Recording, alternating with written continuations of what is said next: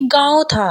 वह ऐसी जगह बसा हुआ था जहां आने जाने के लिए एकमात्र साधन नाव थी, क्योंकि बीच में नदी पड़ती थी और गांव में आने जाने का कोई रास्ता नहीं था। एक बार उस गांव में महामारी फैल गई और बहुत सी मौतें हो गई। लगभग सभी लोग वहां से जा चुके थे। अब कुछ ही गिने चुने लोग बचे थे और वो नाविक गांव में बोलकर आया था कि मैं इसके बाद नहीं आऊंगा। जिसको चलना है वो आ जाए। सबसे पहले एक भिखारी आ गया और बोला, मेरे पास देने के लिए कुछ भी नहीं है, मुझे अपने साथ ले चलो, ईश्वर आपका भला करेगा। वीडियो में आगे जाने से पहले कृपया करके इस वीडियो को लाइक और हमारे इस चैनल को सब्सक्राइब जरूर करें। नाविक सज्जन पुरुष था। उसने कहा कि यहीं रुको, यदि जगह बचेगी तो तुम्हें भी ले जाऊंगा।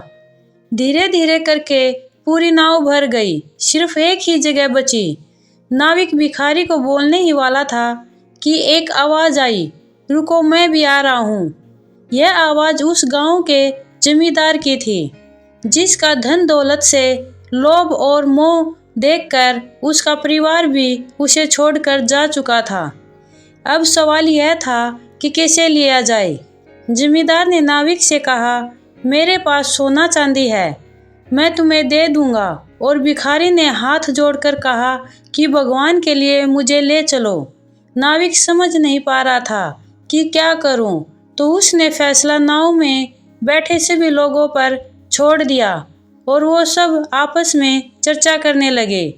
इधर जमींदार सबको अपने धन का लालच देता रहा और उसने उस भिखारी को बोला, ये सब कुछ तू ले ले, मैं तेरे आगे हाथ पैर जोड़ता हूँ, मुझे जाने दे।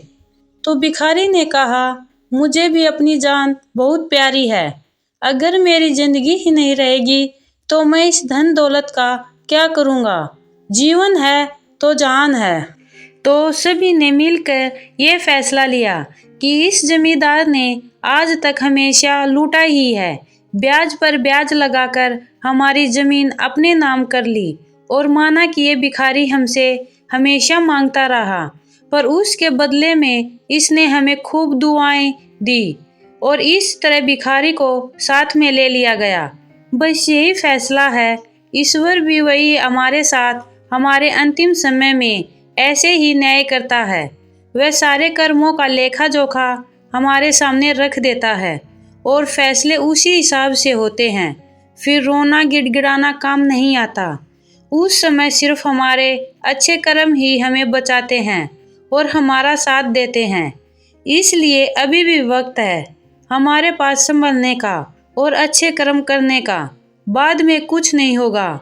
शायद इसलिए कहा गया है, अब पछताया होत क्या, जब चिड़िया चुग गई खेत। तो दोस्तों, यह थी एक छोटी सी कहानी। इस कहानी से हमें यह शिक्षा मिलती है कि हमें हमेशा अच्छे कर्म करने चाहिए, क्योंकि हमारे अंतिम समय में हमारे अच्छे कर्म ही हमारा साथ देंगे। इसलिए हमेशा अच्छे कर्म करते रहिए और दूसरों की निस्वार्थ भाव से सेवा करते रहिए।